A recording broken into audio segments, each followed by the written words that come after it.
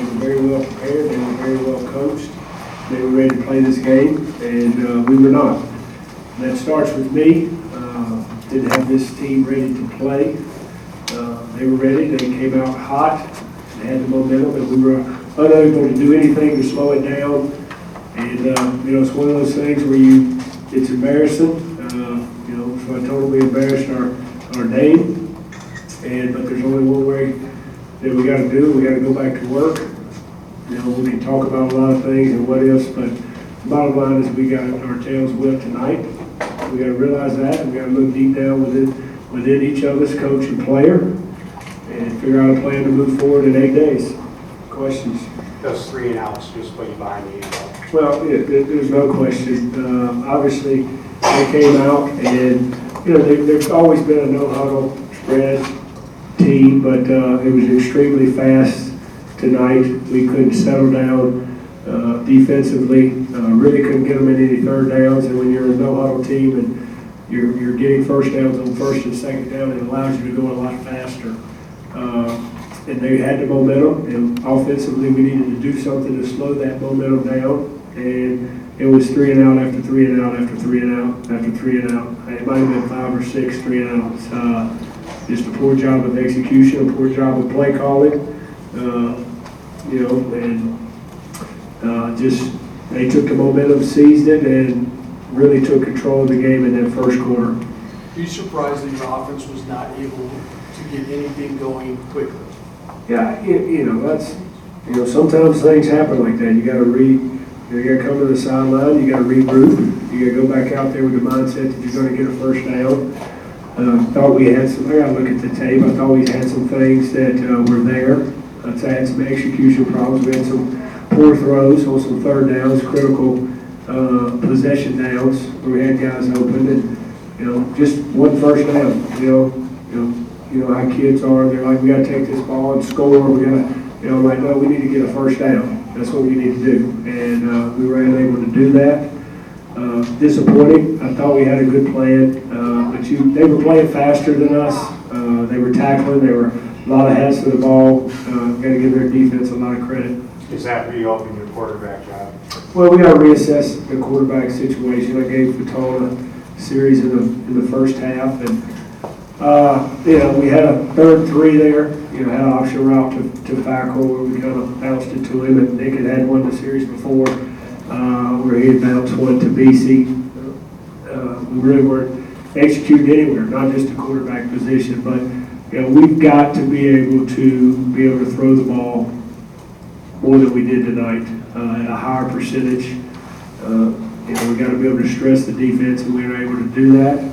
We'll reassess it, and we'll figure out who gives us the best chance to win next week. Mike, on top of that, the defense just was not stopping them all the way. That was just as frustrating. Yeah, well, it's a team game, and we've got to help each other out and build momentum by doing that. But defensively, the thing I was disappointed, we talked about at halftime, we weren't getting lined up. We weren't getting off blocks, passes in the perimeter. They did a great job blocking in the perimeter. You give them credit, but we got to get off blocks. We got to hat and hands them. We got to shed the blocker. We got to cover down inside out, and we did not do that defensively. And we did not tackle well. When we tackled them, they were going forward almost the whole night. We got to be able to knock people back. And times we had guys in the hole that did, were hitting edges, not taking shots and knocking them back, and they were doing a good job fitting up, and backs were running hard. And it looks like a 2-yard gain. It's a 7-yard gain. And when you were going fast and going no huddle, 2nd and 3 is a lot better than 2nd and 7, 2nd and 8. I think you played 14 guys for the first time tonight to be true freshmen, just guys that played for the first time for you. How much of a game do you expect to see? Just getting that first action should. No, that's gonna help them. Michael Gallup in the first half, had some critical errors on some pass plays and some execution, which we knew would happen. But as he played more, you saw his talent come out. Dietrich Clark had a couple plays and was able. Anthony Hawkins, some guys that I believe has some talent. Marvin, Kinsey, who got to play a little bit tonight. I thought he missed some runs. from the sideline, but he'll be able to see that on the tape. These are guys that are going to have to play for us defensively. We got to play more guys. Second half, we put DeMontre Taylor in there at safety because he'll run and he'll hit and he'll compete. And so he's a guy that might get more playing time. We got to figure out who's going to do what the coaches ask and who's going to work extremely hard. I'm terribly disappointed and embarrassed by the showing of our football team tonight, but we got a long season, and we will get better.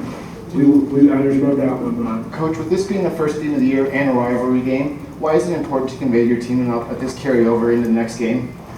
You got no choice. That's how we really handle every day. That it's a new day, it's a new challenge. We got to win that day. Now they're 18 to 22, and when you get embarrassed like we did tonight by your in-state rival, that's when things are said. That's when people start taking shots. That's when people outside the program question what we're doing. But we talked about being a family, and families stick together. This is when we got to be tighter than ever. And this is where the leadership has got to step up. And like I told them, the number one guy in the leadership role is me, and I got to do a better job. Mike, you talked about guys potentially taking shots in a game like this. It seemed like everyone kept their cool pretty well on the field, especially the defense. Did you have to convey a message to them now, or did they just know? No, I said I'd take one positive out of the game, and it's a small one. And they did not quit. They kept fighting. They kept playing hard. You heard guys encouraging on the sideline. And I said that's a positive. We'll look at the positives when we watch the tape. We'll point out those positives, and we'll correct the things that we didn't do well. And you can't be sensitive. You cannot think somebody's picking on you. You've got to accept it like a man, and you got to take ownership. That's coach and player. Really expect to see more of an advancement in Nick's game tonight than you saw? Yeah, I thought Nick has been practicing extremely well. I thought he rose to the challenge of the competition, and he won the job. We got in the hole, and I thought he might have pressed a little bit. Did some things uncharacteristic that he hadn't done. But he showed some toughness standing in there, taking some shots. But Nick Stevens is Colorado State. We're going to look at the film. We're going to correct, and I know he'll come back and go to work.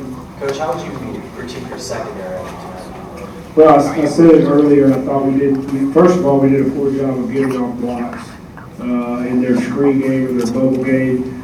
On some third downs, they were running that shallow. They had 2 third downs, so they were kind of blocking downfield, but they were throwing the ball behind the line of scrimmage. And it's one of those that you got to get off the block. It's like hitting a check down. And we didn't do a great job of getting off blocks. We did not play the ball in the air very well. I thought in the second half, Coach Fair started subbing some guys, and Sean Johnson played a little bit more, and Kevin Nutt. We got to look at the tape and see how those guys, played in the game. But we got to get off blocks. We got to get off blocks. We got to play the ball in the air. And, I thought in the second half we got more pressure on the quarterback. We were hitting a couple times, which caused some inaccurate throws. Speaking of checkdowns, you saw Tom Bags check down a couple of times at least. Were you happy with the way he was able to do that compared to Nick? It looked like he locked in on a couple of receivers and ended up. Well, to be honest, I got to watch the film. I know for Tom's first drive, he had a check down there, Waller number 2, and had a check down the dog because he did throw a good check down pass. You got to be accurate on your check downs. But I got to look at the tape. They're a pressure team. They pressures the edge. They can play man outside, and you got to be able to look underneath sometimes. And we weren't able to do that. You did have a chance early in the game to recover a fumble in the end zone. Do you see that as maybe that opportunity? Yeah, that's one of those momentum plays that you have a chance to, even though they just drove the ball, down our throats, you have a chance right there to have a big stop that can get some momentum. And it's one of those where he was in between trying to scoop it and then dive on it. But we always talk about, we coach in the pile. You know, you recover the ball. You don't try to scoop the ball unless you're in the open field. And that's a, you know, that's a learning lesson for our guys. It's a learning lesson for us as coaches and myself. I didn't do a good enough job of, you know, teaching that. Coach, with Colorado's up-tempo offense, it seemed like you guys might have had some communication issues on the back end of the defense early in the game. Did you feel like that at all? Yeah, we were not getting lined up. They were going extremely fast. We weren't getting lined up. You know, guys were looking to the sideline, and they were doing a good job.